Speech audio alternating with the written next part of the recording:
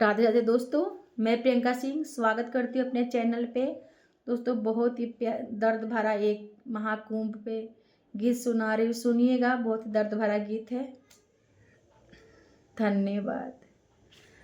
बड़ा रे श्रद्धा से लोगवा कुंभ नहाए गइले हो, ए गंगा मैया कुंभ नहाए गइले हो, ए गंगा मैया मानवा में रहे बड़ा शारदा नहानवा महाकुंभ में करबो, हे गंगा मैया मानवा में रहे बड़ा शारदा नहानवा महाकुंभ में करबो। बड़ा रे श्रद्धा से लोगवा कुंभ नहाए गइले हो, ए गंगा मैया कुंभ नहाए गइले हो, ए गंगा मैया मानवा में रहे बड़ा शारदा नहानवा महाकुंभ में करबो, हे गंगा मैया मानवा में रहे बड़ा शारदा नहानवा महाकुंभ में करबो। केतना बरिस पे लागल कुंभ नहानवा हो, ए गंगा मैया कुंभ नहानवा हो, ए गंगा मैया घरवा के छोड़ी के झमेलावा नहाए लोगवा संग में आइले हो, ए गंगा मैया घरवा के छोड़ी के झमेलावा नहाए लोगवा संग में गइले हो।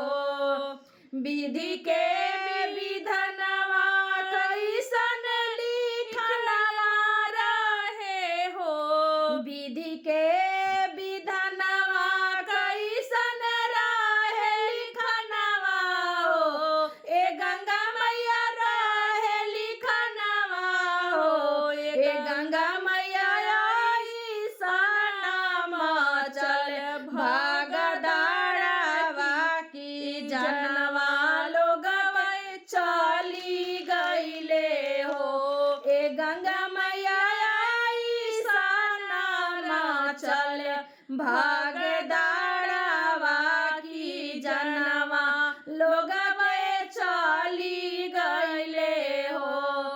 मनवा के श्रद्धा गंगा मैया मनवा में रहले हो, ए गंगा मैया मनवे में रहले हो, ए गंगा मैया झूठी गइले आपन लोग के साथवा बिलखी लोगवा घटिया पे रोवे हो, ए गंगा मैया छूटी गइले आपन लोग के साथवा बिलखी लोगवा घटिया पे रोवे हो, बिलखी लोगवा घटिया पे रोवे हो।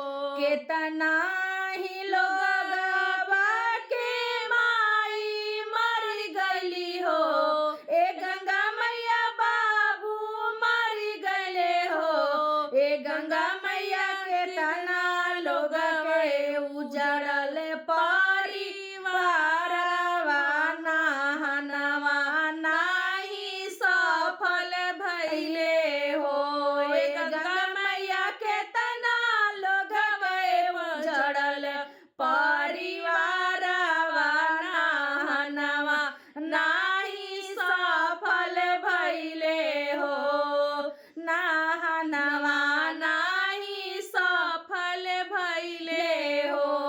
गोदी के ललनवा गंगा मैया गिर के दबइले हो, गोदी के ललनवा गंगा मैया गिर के दबइले हो, ए गंगा मैया